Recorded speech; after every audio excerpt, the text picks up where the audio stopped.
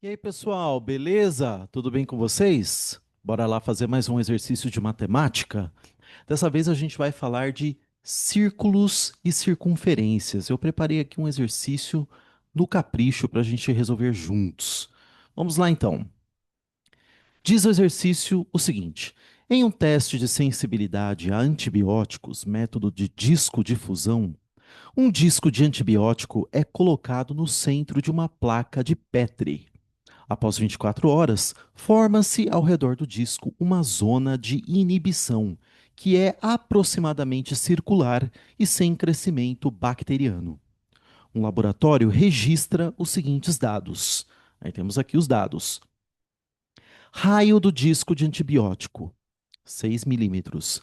Raio da zona total de inibição, do centro do disco até a borda sem crescimento, 30 milímetros.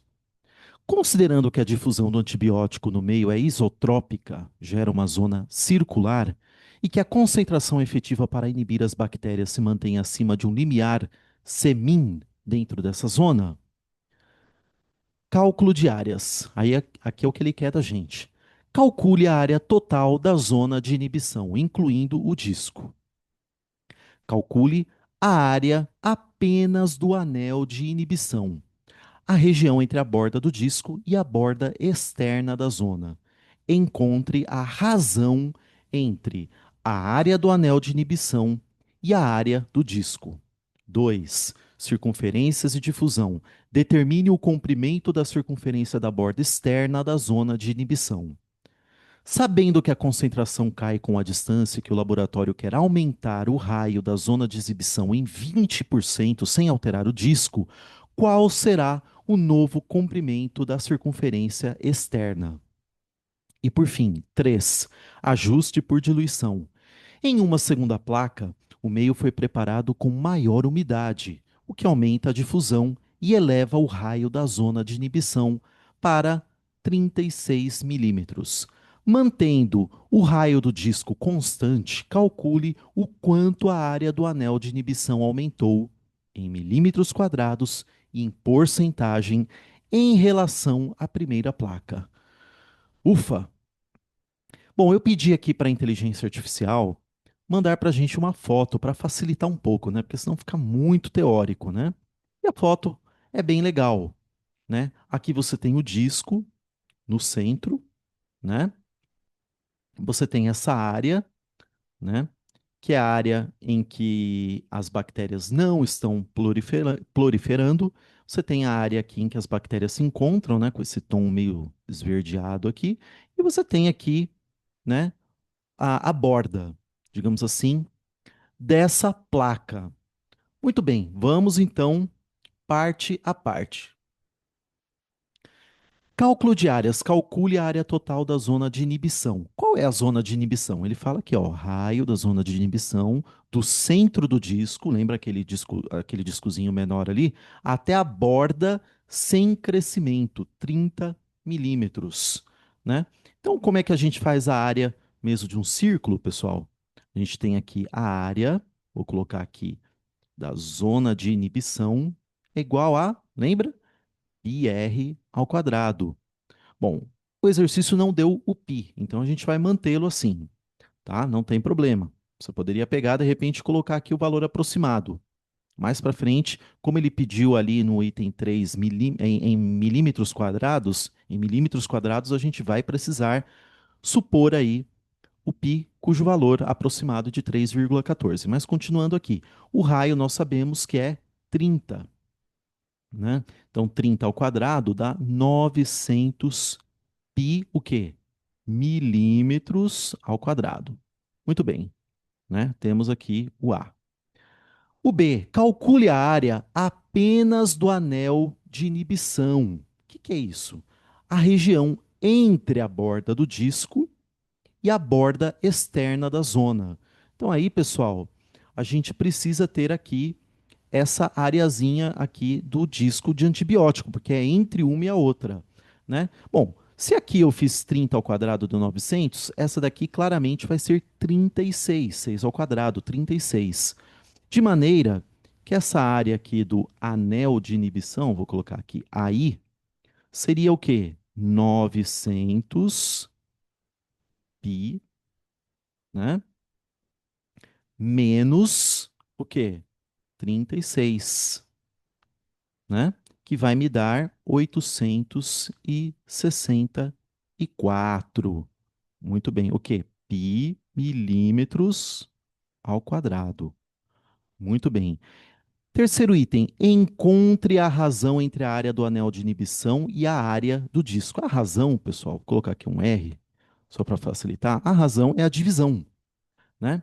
Então a gente vai ter aqui, ele mesmo diz, né? A razão entre a área do anel de inibição, né? Temos aqui a 864, que a gente acabou de achar, e a área do disco, que sabemos que é 36, né? Se você fizer esse cálculozinho aqui, simplificar, vai dar 24. Essa é a razão. Vamos para o outro elemento. Deixa eu cancelar isso aqui. Muito bem. Circunferências de difusão. Determine o comprimento da circunferência da borda externa da zona de inibição. Deixa eu dar um espacinho aqui para a gente ter um pouquinho mais de espaço para agir, né? Qual é a zona de inibição, pessoal? A zona de inibição é essa daqui que a gente calculou, que chegamos à área de 900 pi milímetros ao quadrado. Então, lembra lá, quando você quer saber o comprimento da circunferência? Chama os dois franceses. Chama o 2πr, né? Ok, então nesse caso, o que que eu vou ter? Eu vou ter 2 vezes o π vezes o raio, que é 30, o que vai me dar 60 pi, o quê? Milímetros. Muito bem. Ok.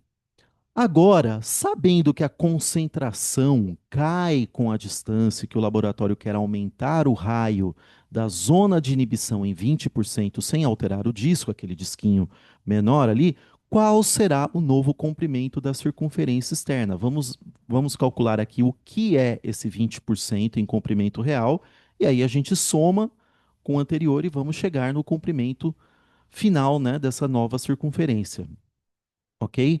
Para calcular isso, deixa eu dar um espacinho aqui também para a gente ter mais opção, né? Ok.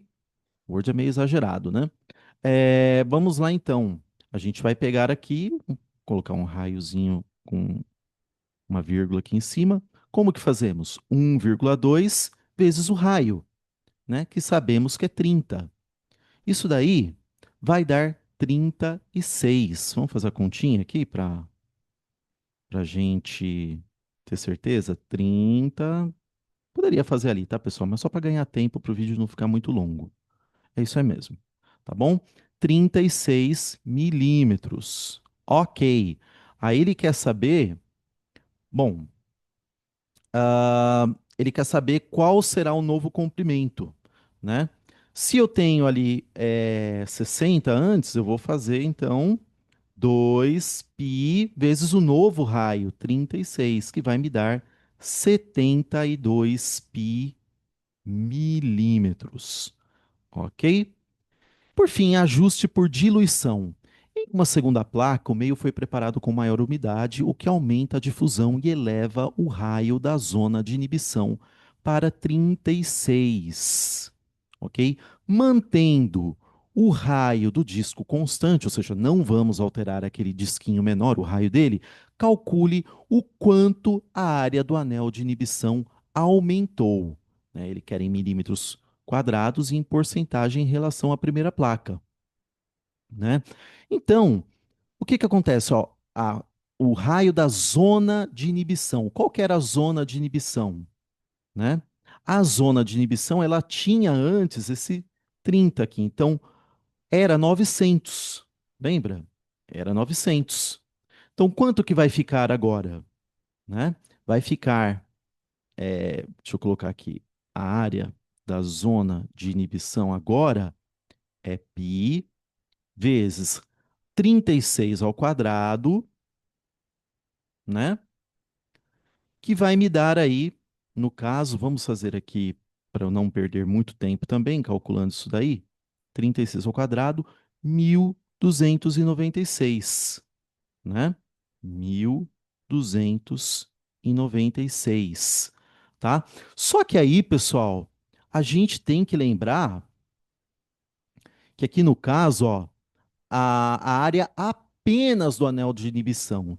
Esse anel de inibição, só ele é a diferença entre uma área e a outra. Então temos que subtrair aqui do 36, tá bom? Isso vai nos dar o quê? 1.260, o quê? Pi milímetros ao quadrado. Ok. Aí ele quer saber qual é o quanto, melhor dizendo, né? Ele quer saber o quanto a área do anel de inibição aumentou em relação à primeira placa. O que que a gente tinha lá na primeira placa? Não era 864? Então, se eu tenho aqui, e ele quer primeiro em milímetros ao quadrado e depois em porcentagem. Então, é 1.260 menos 864, né? Vamos fazer aqui na calculadora para ganhar um tempo. Deixa eu ver aqui, menos 36 vai dar isso daí. E aí, menos 864, tá? Que vai dar 396. 396 o quê? Pi. Aí sim, como ele quer em milímetros ao quadrado, não podemos manter esse pi aí. Vou multiplicar por 3,14, que vai nos dar um número aí aproximado, vamos ver, de 1.243,44 o quê? Milímetros, opa, milímetros quadrados. Com um horror aqui, né? Deixa eu apagar para deixar bonitinho, né? Milímetros ao quadrado. Ok, melhorou um pouco. Certo. E em porcentagem, quanto que vai dar isso daí, né? Ora, para você saber a porcentagem, você vai pegar aqui quanto era, né? 864, né? Não era esse o anterior? E aí você vai colocar por cima aqui isso que alterou, que é o 396, ok? E aí, quanto que vai dar para gente? Vamos fazer aqui o cálculozinho rápido. 396 dividido pelo 864, que vai dar esse número aqui. Isso está em decimal, né? 45, e aí, para passar em porcentagem, a gente multiplica por 100, que vai nos dar aproximadamente 45,83, né? Vamos ver aqui, 45,83, 333, aí nunca acaba mais, né? Por cento. Ok? Espero que você tenha gostado, exercício bom, né? Não é muito difícil, mas é trabalhoso e requer uma certa atenção, tá bom? Deixo aqui o meu muito obrigado por você ter assistido o vídeo. Não esqueça de curtir, de compartilhar, se você realmente acha que o vídeo te ajudou de alguma maneira, e te vejo no nosso próximo vídeo de matemática. Até lá. Tchau.